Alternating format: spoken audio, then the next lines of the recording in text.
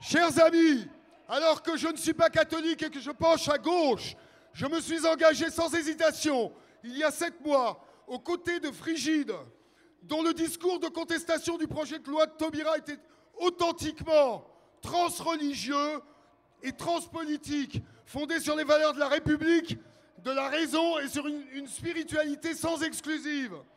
À l'issue de cette première phase, qui n'est certainement pas la dernière de notre mouvement, nous n'avons pas jusqu'ici obtenu satisfaction, mais nous avons tout de même repoussé l'échéance de la PMA généralisée, dont le Conseil constitutionnel a bien marqué qu'elle était hors du champ de la loi, comme il a relevé explicitement que cette loi n'ouvrait aucun droit à l'enfant.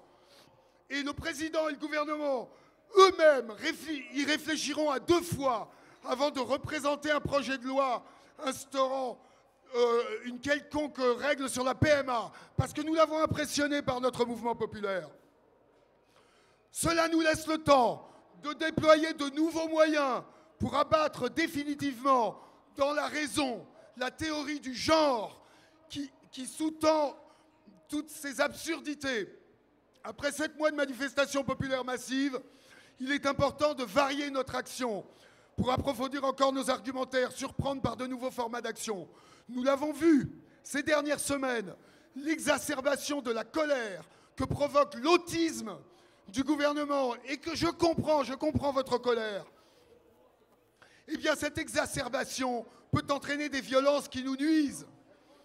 Car, contrairement à ce que veulent croire certains, nous n'accomplirons rien, au contraire, en amplifiant notre impatience et en étant à l'origine d'épisodes de chienlit dans le pays.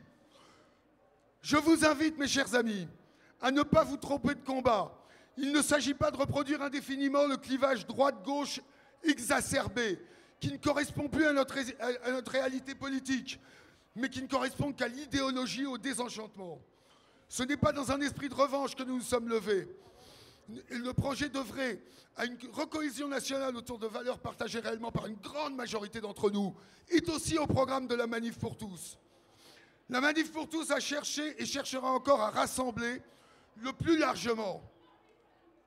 Respectons nos différences quand il y en a, acceptons les positions de chacun comme recevables, ne diabolisons personne, et notamment pas le gouvernement. Si nous restons dans la raison et préservons tout notre potentiel d'union pour combattre les futurs projets de loi néfastes, nous ne pouvons que triompher à terme.